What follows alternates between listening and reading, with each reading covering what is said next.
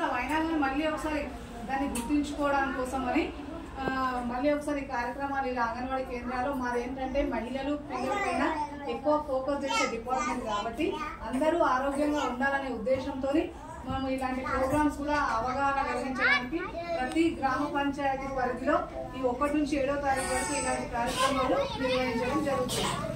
అయితే ఏంటంటే ముఖ్యంగా అందరికీ తెలుసు తల్లి పాలు ఇవ్వాలని, కానీ ఏంటంటే కొన్ని దాంట్లో ఒడిదుడుకులు ఉన్నాయి, లోపాలు ఉండడం వల్ల దాన్ని సరి చేసుకోవడం కోసం ఇప్పుడు మళ్ళీ ఒకసారి ఈ కార్యక్రమాల్లో తెలుసుకోవడానికి ఇలాంటి కార్యక్రమాలు నిర్వహించడం జరుగుతుంది. మా అంగన్వాడీ కేంద్రంలో ఇవన్నీ ఇస్తున్నారు, మీకు తెలుసు కదా. ఓకే, వాటి గురించి నేను ఏం చెప్పను. తల్లి పాలు అంత ప్రాముఖ్యత ఎందుకుంది అంటే పుట్టిన వెంటనే హాఫ్ అన్ అవర్ కాదు, గంట కాదు, అలాంటివన్నీ మర్చిపోవాలి. మనం పుట్టిన వెంటనే ఇవ్వాలి. ఒకవేళ నార్మల్ డెలివరీ అయితే ఆమె ట్రూ ఉంటుంది, యాక్చువల్గా పక్కన ఉన్న వాళ్ళతోనే ఇప్పించవచ్చు.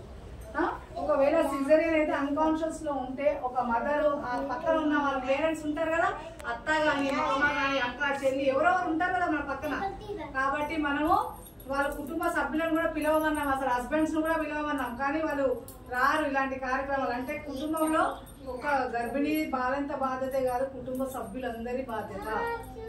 కాబట్టి మీరు అందరూ కూడా మీకు తెలిసిన విషయం పక్క వాళ్ళకి షేర్ చేయాలి. ఒకవేళ మనము అదే సిజరియన్ అయ్యి ఉంటే పైన ఇట్లా పడుకోబెడితే బిడ్డ ఆ స్మెల్ గుర్తించి తన చనుమను తల్లి పట్టుకొని తాగుతుంది. మనకు తెలియదు అలాంటి విషయం, చాలా సెర్చ్ చేసి చెప్పిన విషయాలు ఇవన్నీ. కొన్ని ఫొటోస్ కూడా ఉన్నాయి, టీచర్స్ తర్వాత చూపిస్తారు. ఇంకోటి పాలు ఇచ్చే విధానం కూడా ఏంటంటే మనకు స్కూ వచ్చిన తర్వాత ఎప్పుడు కూర్చొనే ఇవ్వాలి, పడుకొని ఇవ్వకూడదు పాలు. ఎందుకంటే పాలు చిన్న బిడ్డ కాబట్టి ఒక్కోసారి పాలు ఎక్కువ ఏమైతే ఊపిరితిత్తుల్లో పోయి అవి గాలి నిండిపోయి చనిపోయే ప్రమాదం ఉంటుంది. కాబట్టి కూర్చొని ఇవ్వాలి. పాలు ఎక్కువ వచ్చినప్పుడు ఇట్లా అనుకుని ఆ పాలు బిడ్డ మళ్ళీ కడుపు నిండేదాకా ఇటు సైడ్ 2 సైడ్లు కూడా ఇవ్వాలి, ఒకే సైడ్ ఇవ్వకుండా. ఇంకోటి పాలు రావాలనేది అపోహ, పై పాలు పట్టడం. అమ్మాయి పశువులకి మనం ఏమైనా నేర్పిస్తున్నామా వాటికి? మరి అవి పశువుల జ్ఞానం లేదు, అవి ఆలోచించి తల్లి పొదుగుని పట్టుకొని డెలివరీ అవి పుట్టిన తర్వాత అవి చూసుకొని పొదుగుని ఇట్లా కనుక్కొని వెళ్ళి తాగుతా ఉన్నాయి. మరి మనం అన్ని జ్ఞానం ఉన్న వాళ్ళం ఎందుకు ఇవ్వట్లేదు? ఎందుకు ఇవన్నీ చెప్పాల్సి వస్తుందంటే ఎక్కువ ముఖ్యం